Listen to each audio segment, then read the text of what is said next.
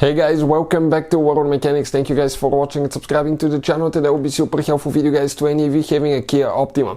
If you have a Kia Optima with a 2.4 GDI engine, you need to remove or replace fuel rail pressure sensor. Stay with us guys, we'll explain how to get to it, how to do it, and what to do actually guys to prevent guys fires, burning electronics and causing damage to your vehicle. So all that will be covered in this video today.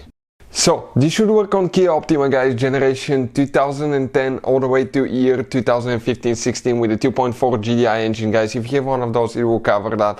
Before we start, let me tell you a little bit about us. Every single car we get at the garage, we try to make at least 200 to 300 free repair videos.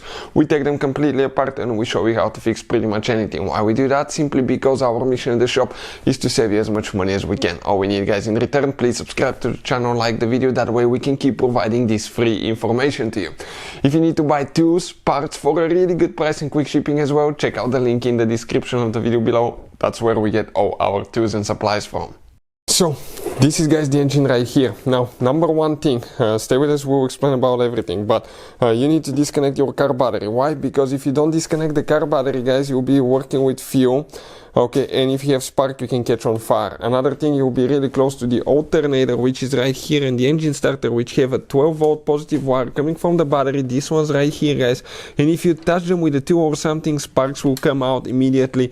Okay, if you touch them to the engine, to a ground, and you can catch yourself on fire immediately. Another thing, you can cause damage to the electrical systems. On these modern cars, it really matters guys which battery terminal you disconnect and reconnect first.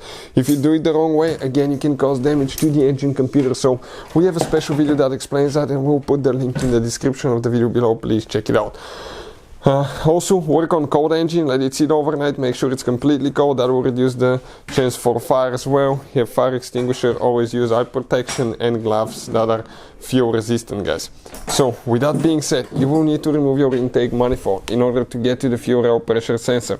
If you want to see the complete video how to remove intake manifold, we have the video on the channel, check it out. Once you do that, you will see right here, that's your fuel rail, the fuel rail with the fuel system. Underneath you have fuel injector cylinder number 1, 2, 3 and 4, and that sensor right here is known as a fuel rail pressure sensor guys. That's the sensor that we'll be talking about. So right here you have one clip that you need to disconnect. You need to get a tool, okay, to hold it right here so you don't cause damage to the fuel rail. Okay, and we're going to go ahead and get it loose. You will most likely leak fuel out.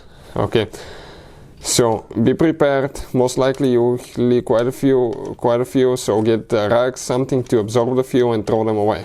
Okay, dispose them properly so you don't catch on fire in your trash can or something, right?